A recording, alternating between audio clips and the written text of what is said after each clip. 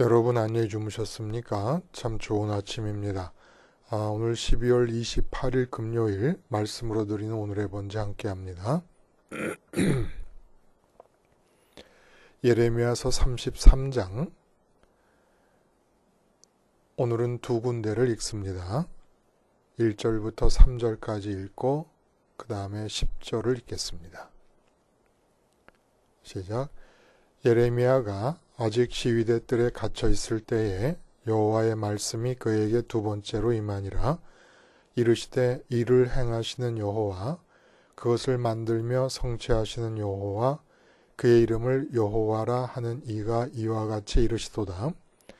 너는 내게 부르짖으라. 내가 네게 응답하겠고 네가 알지 못하는 크고 은밀한 일을 네게 보이리라.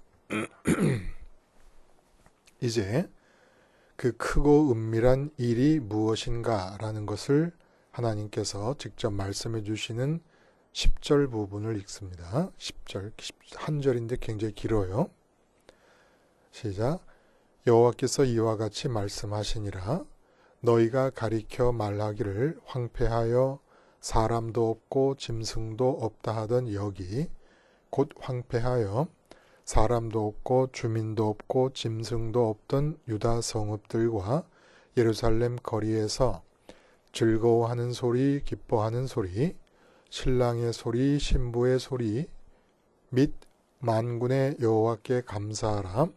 여호와는 선하시니 그 인자하심이 영원하다 하는 소리와 여호와의 성전에 감사제를 드리는 자들의 소리가 다시 들리리니 이는 내가 이 땅에 포로를 돌려보내어 지난날처럼 되게 할 것임이라. 여호와의 말씀이니라. 그리고 또 12절에 제가 한번 읽어볼게요. 여러분 들어보세요. 만군의 여호와께서 이와 같이 말씀하시니라. 황폐하여 사람도 없고 짐승도 없던 이곳과 그 모든 성읍에 다시 목자가 살 곳이 있으리니 그의 양떼를 눕게 할 것이라. 또다시 황폐하여 사람도 없고 짐승도 없던 이곳, 그 모든 성읍에 라는 말이 반복되지 않습니까? 이 점을 유의하면서 부르짖어 얻는 폐허의 미학이라는 제목의 하나님 말씀 증거합니다. 부르짖어 얻는 폐허의 미학 혹은 부르짖어 얻는 황폐함의 미학. 요즘은 제가 집에서 제 머리를 깎습니다. 스님이 제 머리를 깎지 못한다라는 말과는 다르게 저는 제 머리를 깎습니다. 그러나 뭐 다 깎을 수 있는 건 아니죠. 머리 뒷부분은 저희 집사람이 이제 깎아줍니다. 그래서 뭐 이발할 수 있는 기구들도 좀 사뒀어요. 근데 그 전에는 소위 이발소를 다니지 않고 요즘은 헤어숍이라 그래요. 미장원이라고 옛날에 불렀었는데 헤어숍을 다녔습니다. 이제 헤어숍을 가면은 기다리게 되는 경우들이 많이 있었습니다. 그러면 그 앞에 놓여있는 신문을 읽든지 아니면 잡지를 읽는데 대부분이 여성 잡지예요. 그 여성 잡지를 뭐 기사를 읽지 않아요. 그냥 그림만 보는 거지요. 그림이라 그래봐야 주로 광고가 되겠습니다. 근데 기억이 나는 것 중에 이제 하나가 그 여성 잡지 속에 있는 모델들의 사진, 새로 디자인된 옷을 입고 모델이 찍은 그 사진들 중에서 폐허를 배경으로 찍은 사진들이 있었던 것이 기억이 납니다. 왜 아름답게 디자인된 옷을 멋진 모델들로 입게 해서는 폐허 앞에 세워두고 사진을 찍었을까? 사실 폐허라는 것은 어떤 종류의 폐허라도 보기에 좋지 않지요.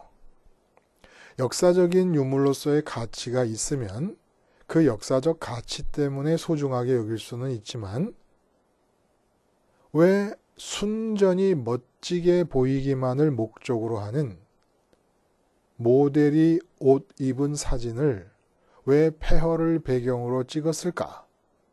이런 궁금증이 생기는 거예요. 그리고 또 문제는 그렇게 눈살을 찌푸리게 하는 폐허임에도 불구하고 그 폐허를 배경으로 모델이 서 있는 전체의 장면은 거의 이상하게 눈에 거슬리지 않더라라는 겁니다. 그래서 혼자 생각을 해보는 겁니다. 왜 작가는 이 장면을 연출하였을까? 폐허. 마음을 쏟거나 마음을 둘 만한 어떤 것도 없는 장소가 폐허 아닙니까? 그래서 가능하면 외면하고 싶을 만큼 황폐함으로 가득 찬 장소가 폐허예요. 근데 그곳에 모델이 멋진 옷을 입고 서 있으면 사람의 마음이 폐허는 아무것도 마음을 둘 곳이 없는 장소인데 그 아무것도 마음이 둘 곳이 없는 장소에 모델이 입고 있는 그 옷은 유일하게 마음을 둘 수 있을 만한 가치로서 더욱더 부각되기 때문일까? 이런 생각을 혼자 해본 거예요. 그러면서 혹시 폐허의 영향을 받아서 옷도 폐허처럼 느껴지는 경향은 전혀 없는 것일까라는 염려도 해보고 또 이런 생각 저런 생각 복잡한 생각 없이 단순히 그런 아이디어가 떠올랐기 때문에 과감하게 시도를 해본 것일까? 생각을 해본 거예요. 여러분, 폐허의 미학이라는 게 무슨 뜻일까요? 기다림의 미학이라는 말은 우리가 많이 들은 것 같아요. 기다림의 미학은 기다림이 아름다움을 느낄 수 있는 어떤 가치다 라는 뜻 아니겠습니까? 기다림이라는 것이 참 좋은 것이다. 이걸 이제 기다림의 미학이라고 표현을 한 거예요. 마찬가지로 폐허의 미학도 폐허가 아름답게 느껴지는 측면이 있다는 것입니다. 폐허기 때문에 좋다는 것이지요. 그래서 폐허라는 것은 의도적으로 추구해야 할 만한 가치가 될 수 있다는 것입니다. 그래서 폐허라는 말을 사전에 찾아봤더니 건물이나 성 따위가 파괴되어 황폐하게 된 터 이렇게 되어 있습니다. 그러니까 황폐함을 담고 있는 장소가 폐허예요. 그러면 황폐함이 뭔가를 봤더니 집이나 토지나 삼림 따위가 거칠어져 못쓰게 되었다. 못쓰게 됨. 이게 황폐예요. 근데 이 폐허나 황폐함에 대한 사전적인 정의가 사실 의미를 온전하게 표현하기에는 둘 다 2%가 모자란다는 겁니다. 폐허가 건물이나 성 따위가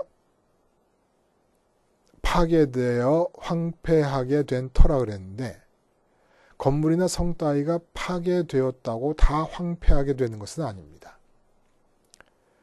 뉴욕 세계 무역센터 쌍둥이 빌딩이 무너진 그 자리에 다시 프리덤 타워가 세워지고 대형 날개 모양의 아름다운 조형이 만들어지고 공원이 조성되었습니다.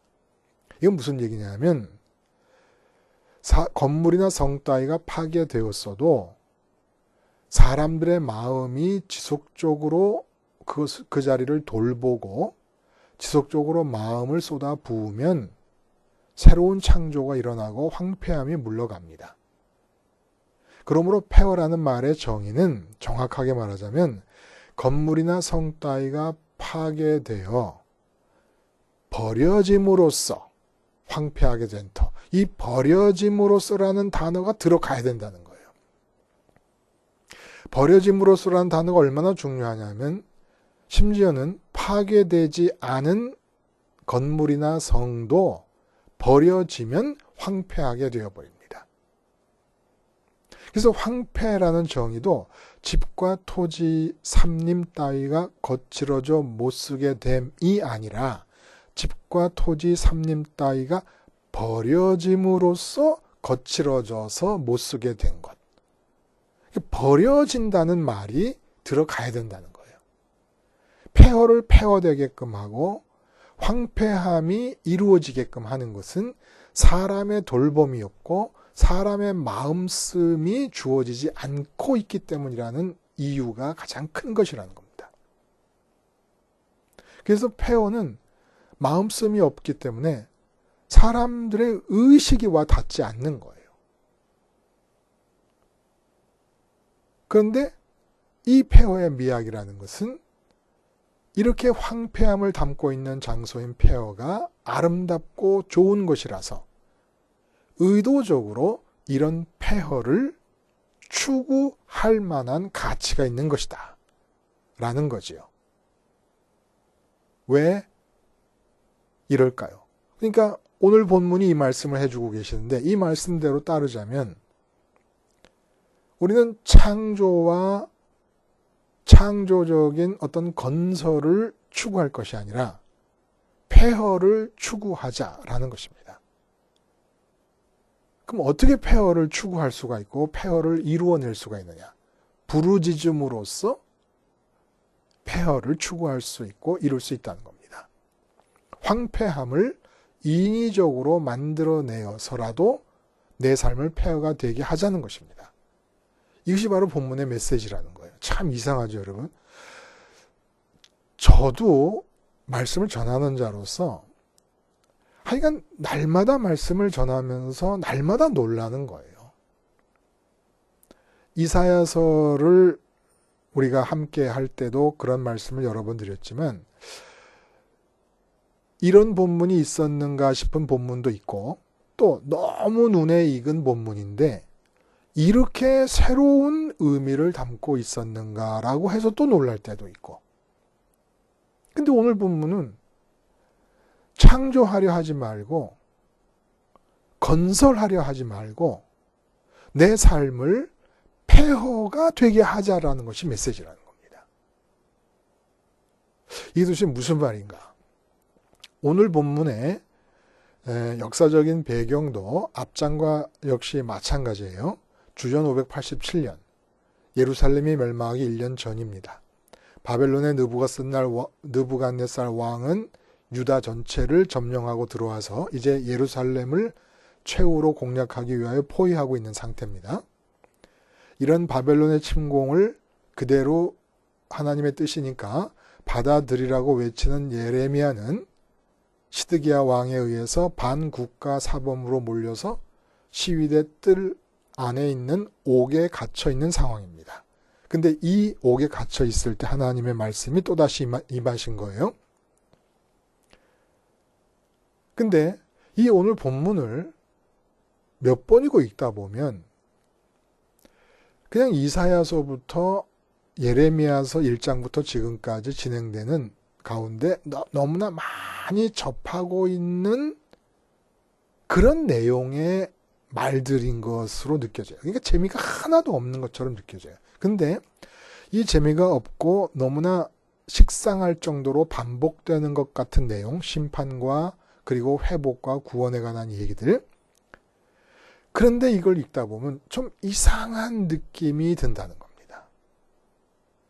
약간 소름이 돋는다는 것도 적당한 표현은 아니고 좀 아주 새로운 느낌을 받게 돼요. 어떤 느낌이냐 하면 하나님이 예루살렘의 멸망을, 아니 정확하게 말하자면 예루살렘의 멸망 후의 상황을 마치 물고기가 물을 만난 것처럼 조아라 하시는 것이 아니냐는 참 묘한 그러나 확정할 수 없는 느낌이 든다는 겁니다. 왜 확정할 수 없습니까? 아무리 하나님이 선민이 살고 있는 유다 나라의 초토화된 멸망의 상태, 황폐화 돼버린 그 상태, 폐허가 돼버린 상태를 좋아하시겠느냐라는 말을 확정적으로 할 수 있겠습니까? 좋아하신다라는 그런 얘기를. 근데 그런 느낌이 든다는 거예요. 어떤 면에서 그러느냐? 그 철저하게 파괴되고 멸망해서 폐허가 된 그 유다 나라 백성들이 살고 있던 그 삶의 터전을 향해서 이제 황폐함이 가득 찬 폐허가 되지 않았습니까? 근데 그 폐허를 향해서 조금 어색하고 민망하고 받아들이기 어려울 정도로 하나님이 의욕을 보이시는데 그 의욕이 용솟음쳐 오르는 의욕이라는 거예요. 과도하다 느낄 정도로 하나님의 의욕을 자극하는 것이 바로 선민 유다 나라와 유다의 성읍들과 예루살렘 성의 황폐함이 그렇게 하나님의 의욕을 용솟음치도록 자극하고 있다는 사실을 우리가 느끼게 됩니다. 좀 이상하지 않습니까? 그래서 이 일을 위해서 의욕을 표현하시기를 이렇게 하시는 거예요. 2절에 우리가 읽은 2절에 일을 행하시는 여호와 그것을 만들며 성취하시는 여호와 그의 이름을 여호와라 하는 이가 이와 같이 이르시도다. 이게 무슨 얘기입니까? 막 하나님이 양팔에 소매를 걷어붙이면서 자 이제 한번 좀 일을 해볼까? 일을 만들고 성취해볼까? 이러시는 장면이라는 겁니다. 본격적으로 일을 만들고 한번 성취해보자. 근데 이 의욕이 참으로 이상하고 어색하고 어느 정도로 그러냐면 너무 하나님이 변덕이 심하신 거 아닌가라는 의심이 생길 정도라는 거예요. 4절에 보면 여러분 이런 말이 있어요. 이스라엘이라는 여호와께서 말씀하시니라 무리가 이 성읍의 가옥과 유다 왕궁을 헐어서 갈대인의 참호와 칼을 대항하여 싸우려 하였으나 나의 노여움과 분함으로 그들을 죽이고 그들의 시체로 이 성을 채우게 하였나니 이는 그들의 모든 악행으로 말미암아 나의 얼굴을 가리어 성을 돌보지 아니하였습니다. 이게 무슨 얘기입니까? 가옥을 헐고 유다 왕궁을 헌다는 것은 바벨론과 맞서 싸우기 위한 무기가 모자랐던 모양이에요.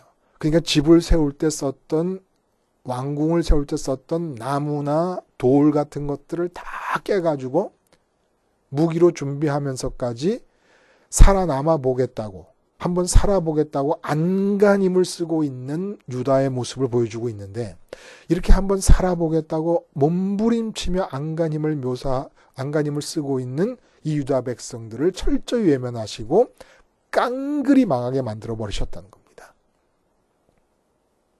그리고 나서 곧바로 6절에 뭐라 그러시냐면 그렇게 철저하게 망하게 하신다라고 얼굴을 외면하셨다고 하신 다음에 6절에 그러나 보라 내가 이 성읍을 치료하며 고쳐 낫게 하고 평안과 진실이 풍성함을 그들에게 나타낼 것이며 그래서 결국 9절에 보면 이 성읍이 세계 열방 앞에서 나의 기쁜 이름이 될 것이며 찬송과 영광이 될 것이고 그들은 내가 이 백성에게 베푼 모든 복을 들을 것이요 내가 이 성읍에 베푼 모든 복과 모든 평안으로 말미암아 두려워 떨리라. 이방이 그럴 거라는 거예요. 아니 바로 5절까지 그렇게 살아보겠다고 안간힘을 쓰는 유다 백성을 외면하셔서 깡그리 망하게 하시고 그 깡그리 망하게 하셨다는 말이 끝나자마자 곧바로 열방이 볼 때에 나의 영광이 되고 나의 찬송이 되고 나의 기쁨이 되게끔 회복하시겠다라고 하는 말씀을 하십니다. 왜 이렇게 굳이 백방으로 살아보겠다고 안간힘을 쓰며 뛰는 선민들을 아주 철저하게 짓눌러 망하게 하신 뒤에 아직 망하는 일이 실제로 일어나지도 않았는데도 성급하게 그지없게 하나님이 또다시 회복의 이야기를 하시고 기쁨과 영광과 찬송이 되게끔 하시겠다는 얘기를 하십니까? 여기에 하나님의 독특한 속성이 있으시다는 거예요. 어떤 속성이십니까? 우리가 10절에서 읽었고 12절에서도 읽었던 것처럼 하나님은 확실히 어떤 속성이 하나 있는데 양팔을 걷어붙이시면서 과도하다고 느낄 정도로 무엇인가를 자발적으로 누구의 제한도 없이 스스로 만드시고 성취하시려는 의욕을 보이는 상태가 있다는 거예요. 근데 그게 어떤 때냐? 황폐하여 사람도 없고 짐승도 없고 거주민도 없는 상태. 이 상태에 대해서 하나님 그렇게 자극을 받으신다. 그래서 이 회복에 관한 부분을 읽어보면 황폐하여 사람도 없고 거주민도 없고 짐승도 없다라는 표현이 3번이나 반복해서 나옵니다. 막 그 황폐함, 폐허를 너무너무 좋아하셔가지고 야, 드디어 폐허가 내 앞에 주어졌구나. 마치 물고기가 물을 만났을 때처럼 선민의 삶의 자리가 폐허가 된 것이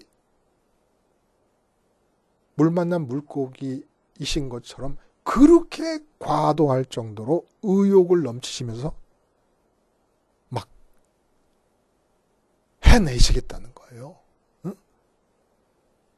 즐거움의 소리, 기쁨의 소리, 감사의 소리가 넘쳐나는 장소로 만드시겠다는 겁니다. 그 폐허를, 그 황폐함이 가득 차 있는 그곳을.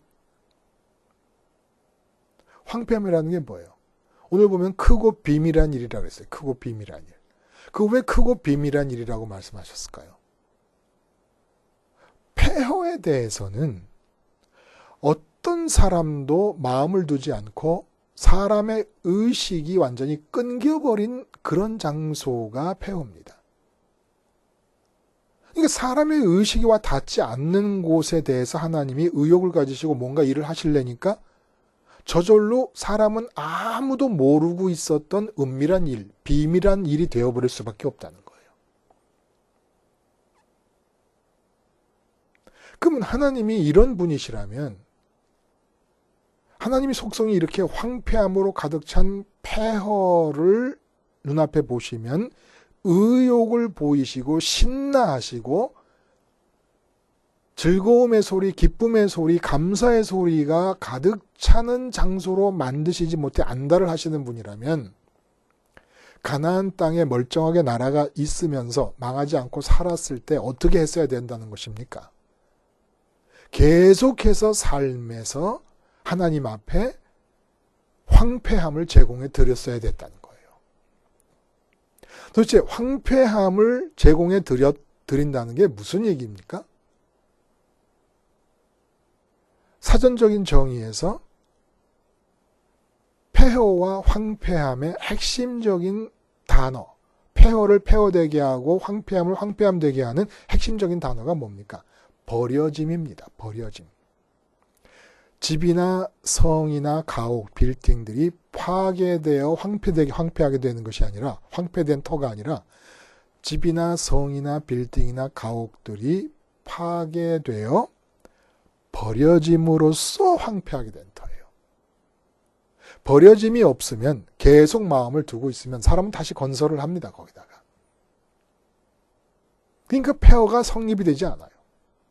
문제는 파괴되지 않은 건물도 버려지면 사람의 마음이 가지 않고 의식이 가지 않고 돌봄이 주어지지 않으면 폐허가 돼 버리는 거예요. 근데 하나님은 인간의 마음으로부터 버려진 폐허에 대해서 이렇게 강렬한 의욕을 부리신다는 겁니다. 의욕을 보이신다는 겁니다. 그래서 반드시 그 자리가 즐거움의 자리요, 기쁨의 자리요, 감사의 자리가 되게끔 만드신다는 거예요. 그러니까 가나안 땅에서 아직 망하기 전에 계속해서 그 가나안 땅에서의 삶을 즐거움의 자리로, 기쁨의 자리로, 감사의 자리로 만들어가며 살 수 있었으려면 어떻게 했어야 되냐? 하나님의 의욕을 방해하지 말았어야 된다는 거예요. 다시 말해서 내 삶에 대해서, 내 마음과의 관계에서 내 삶이 버려짐을 당하게 만들었어야 된다는 겁니다. 내 마음에서 버려졌어야 돼요. 부부관계가 즐거움과 기쁨과 감사의 소리가 넘쳐나는 그러한 터가 되려면 어떻게 했어야 됩니까? 아내에 대해서, 남편에 대해서, 폐허에 대해서 갖는 마음가짐처럼 마음에서 버려져야 된다는 겁니다. 아브라함이 이삭을 제단 위에 올려놓고 칼을 들듯이 아내 사라를 다른 왕들에게 기꺼이 마치 보내버린 것 같은 그런 상황을 미리 각오하고서야 고요함과 본토 친척 집을 떠날 수 있었던 것처럼 아내를 폐허로 놔두는 겁니다. 자식을 폐허가 되게 하는 겁니다. 그러면 내 마음으로부터 버려진 폐허에 대해서 하나님은 팔을 걷어붙이고 내가 이것이 즐거움의 자리가 되게 하겠다고 난리를 치시는 거예요. 근데 가나안 땅에 살고 있었던 유다 백성들이 뭘 못한 겁니까? 자기가 의욕을 보인 겁니다. 자기 삶에 대해서. 결코 자기 삶을 폐허로 버려본 적이 없어요. 여러분 기억하시죠? 하나님이 창조를 하실 때 어떤 곳에 창조를 하십니까? 혼돈과 공허와 흑암이 있는 곳에 창조를 하세요. 폐허예요. 폐허라는 것은 기존에 무엇이 있다가 그것이 파괴되어 버린 상태를 의미하지만 어쨌든 같은 의미라는 겁니다. 그러면 이미 질서가 만들어지고 결실이 맺혀지고 광명이 있는 그런 삶에서는 어떻게 하나님의 의욕이 계속 방해받지 않을 수가 있습니까? 하나님이 원하시는 게 인간을 만드셔서 인간들로 하여금 마음으로 자기 주변의 삶의 형편을 계속 버림으로써 폐허로 취급하기를 원하신 겁니다. 우리 인간이 우리의 삶의 자리를 폐허로 취급하시기만 하면 혼돈과 공허와 흑암의 창조적 활동을 해 나가셨던 것처럼 내게서 버림받아 폐허로 취급받고 있는 내 삶에서 하나님은 의욕 만만하심으로써 계속 창조해 나가실 것이었다는 거예요. 자, 그러면 어떻게 가나안 땅에서 망하기 전에 이 내 삶의 자리를 폐허로 취급할 수가 있게 됩니까? 폐허가 되게끔 폐허인 것처럼 만들어버릴 수가 있습니까?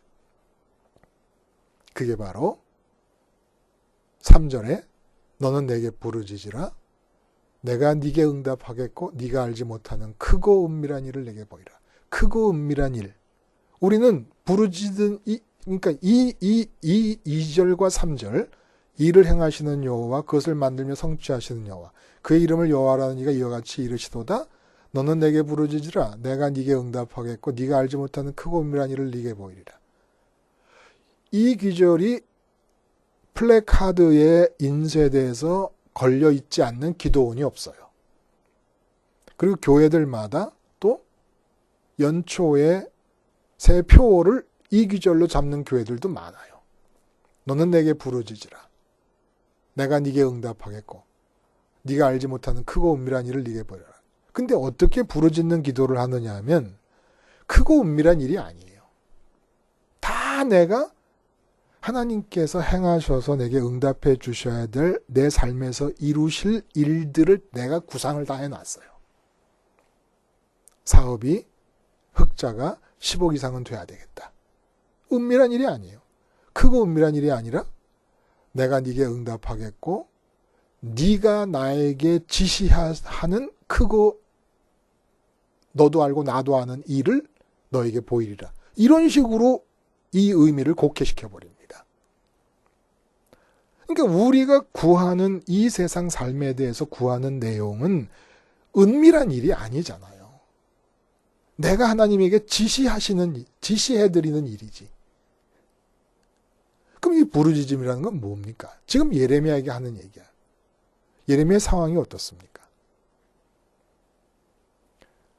감옥에 갇혀 있어요.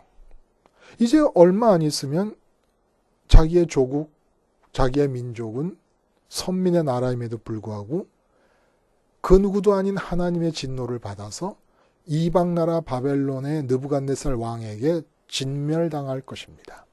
자기는 감옥에 갇혀 있습니다. 예레미야의 속이 속이겠어요? 다 썩어 문드러지지 않겠습니까? 국가의 풍전등화의 위기. 그런데 그런 풍전등화의 위기를 허락하신 하나님의 뜻은 안중에도 없는 시드기야 왕과 백성들. 그러니까 망할 때 어떻게 망할까? 어떻게 죽을까? 이 나라 꼴이 어떻게 진멸당하고 파괴되어질 것인가. 이런 생각들에 마음이 사로잡혀서 잠인들 1시간인들 잘 수가 있었겠습니까? 여기서 하나님께서 말씀하시는 거예요. 부르짖으라. 부르짖으라.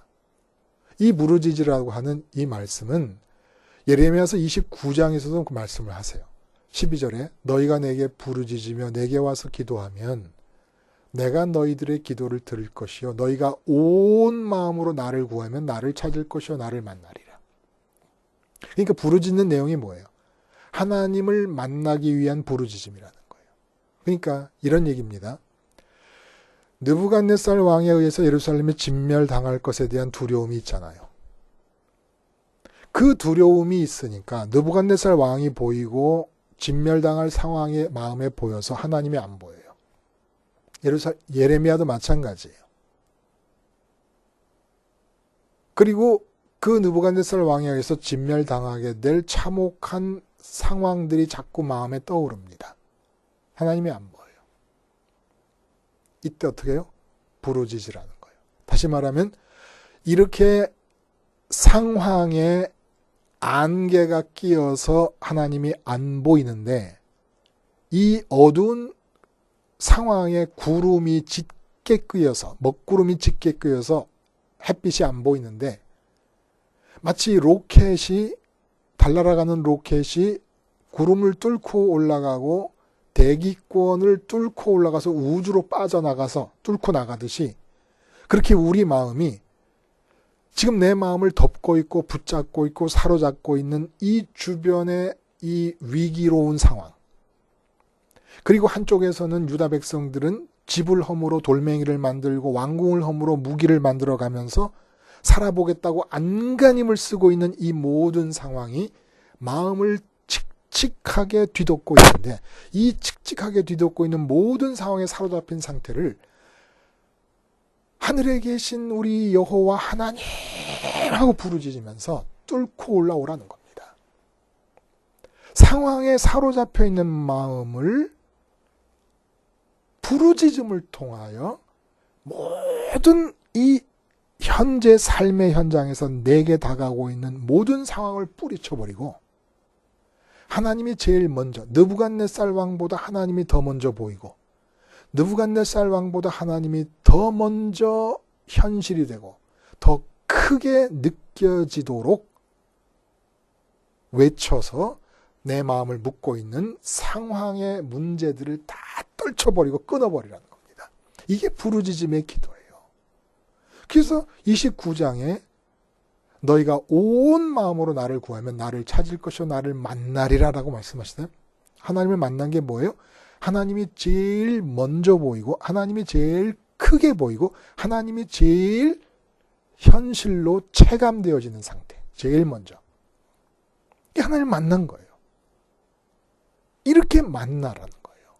그럼 이렇게 만나려니까 29장 13절 말씀처럼 네가 온 마음으로 나를 구하고 나를 찾으면 그러면 지금 어떻게 된다는 겁니까? 온 마음으로 하늘에 계신 하나님의 이름을 부르면서 하늘에 계신 우리 아버지 하고 부르면 땅에서 내 마음을 묶고 있는 모든 상황이 다 끊어져 버리고 내 마음이 온 마음을 다해서 하늘에 계신 하나님 쪽으로 옮겨가는 거 아닙니까? 그럼 이 땅은 어떻게 돼요? 내 마음으로부터 철저하게 버려집니다. 폐허가 되는 거예요. 하늘에 계신 하나님을 부르짖으면서 찾느라고 마음이 하나님께로 가버리면 내 이 삶은 철저하게 폐허가 되어버립니다. 내 삶이 내 마음으로부터 버려진 폐허 취급을 받기 시작하지 않습니까? 그럼 이제 어떤 일이 일어납니까? 하나님이 팔을 걷어붙이십니다. 내 마음으로부터 버려져 폐허 취급받은 내 삶의 부분이 즐거움의 소리, 기쁨의 소리, 감사의 소리가 넘쳐나는 장소로 만드시기 위해서 의욕을 보이시는데 하나님이 어떻게 그렇게 만들어 가실 것인가에 대해서는 내가 마음이 다 하나님께로 부르짖으면서 가버렸기 때문에 내게는 알려지질 않는 거예요. 내게는 은밀한 일인 겁니다. 그래서 크고 은밀한 일을 네게 보이라고 말씀하신 겁니다. 이 부르짖음을 항상 사람들이 있는 중에도 부르짖음을 할 수 있도록 만들어주신 사건이 십자가 사건이에요. 사람들이 있는데 회사에서 하늘에 계신 우리 아버지 하고 회사의 상황을 다 폐허처럼 취급해버리고 갈 수 있어요? 시끄러워서 안 되잖아요. 그러니까 마음으로 부르짖음과 똑같은 효과를 나타내고 십자가를 보고 붙잡는 겁니다. 십자가를 보고 붙잡는 게 부르짖는 거예요. 이 부르짖음이 내 삶을 폐허로 만들고 폐허로 취급하게 하고 폐허로 취급받는 삶에 대해서 하나님은 용솟음 치는 의욕을 가지시고 큰 일을 스스로 그 누구도 지시하고 제안한 적이 없는 스스로 자발적으로 만들어내신 당신의 아이디어를 통해서 기쁨과 즐거움의 장소로 바꿔 가신다는 겁니다. 한 해를 돌아보며 후회가 남는다. 그리고 기쁨과 즐거움과 감사가 충만하지 못했다. 그거 왜 그런 줄 아십니까? 여러분이 여러분의 삶에 대해서 너무 의욕을 부렸기 때문이고 그 의욕이 끊이지 않았기 때문이라는 겁니다. 새해가 와요. 새해는 우리의 과제가 뭐예요? 1년 동안의 삶 전체를 어떻게 끊임없이 폐허 취급을 할 것이냐가 우리의 과제라는 겁니다. 그렇게 폐허 취급하기 위해서 우리는 부르짖음의 형식을 바꿔주신 십자가 사건을 붙잡고 온 마음을 다해 하늘에 계신 하나님께로 부활하고 승천하신 주님 따라 가버리는 거예요. 계속 가버리면서 내 삶을 폐허로 내버리는 겁니다. 이게 진리예요. 이게 진리예요. 뭐 세상을 기쁘고 행복하게 살기 위해서 이렇게 해라 저렇게 해라. 세상이 만들어내는 모든 가르침, 모든 교훈, 모든 책들은 다 거짓말입니다. 다 거짓말입니다. 오직 창조하시는 분은 하나님 뿐이신 거예요. 하나님으로 하여금 창조의 의욕을 계속 유지하실 수 있도록 해드리는 길은 부르짖으면서 상황이 내 마음을 묶고 포로로 만들고 내 마음을 다 뺏어갈 때 십자가 붙잡고 주님하고 부르짖으면서 내가 주님과 함께 이 세상에 대해 죽었습니다. 내 마음을 뺏어가는 상황으로 가득 찬 이 세상에 지금 이 상황에 대해서 내가 죽었습니다. 그럼으로써 이 상황을 폐허 취급해버리는 겁니다. 그럼 하나님이 오늘 본문에 황폐하게 된 곳, 황폐하게 된 곳, 황폐하게 된 3번을 반복하세요. 내가 그곳에 기쁨의 소리, 즐거움의 소리, 감사의 소리가 넘치는 곳으로 만들어 버릴 것이다. 새해는 절대로 우리의 의욕이 하나님의 의욕을 막는 일이 있어서는 안 됩니다. 십자가를 붙잡고 부르짖음으로써 하늘에 계신 하나님께 가기 위해 땅에서 마음을 다 회수시켜버려서 완전히 땅에 있는 내 삶을 폐허 취급하실 수 있기 바랍니다. 내 마음에서 버려진 내 삶의 폐허. 그곳이 아름다운 이유는 창조주 우리 하늘 아버지의 의욕이 방해받지 않고 다 표현될 수 있는 곳이기 때문입니다. 기도하시겠습니다. 하나님 아버지, 십자가 붙잡은 부르짖음을 통하여 내 삶의 구석구석이 다 나에게 버려져 폐허 취급받게 하시고 그렇게 버려진 모든 곳에서 가장 아름다운 하나님의 의욕 속 계획과 구상이 현실이 되는 놀라운 복된 삶을 살게 해 주시옵소서. 예수님의 이름으로 기도드리옵나이다. 아멘.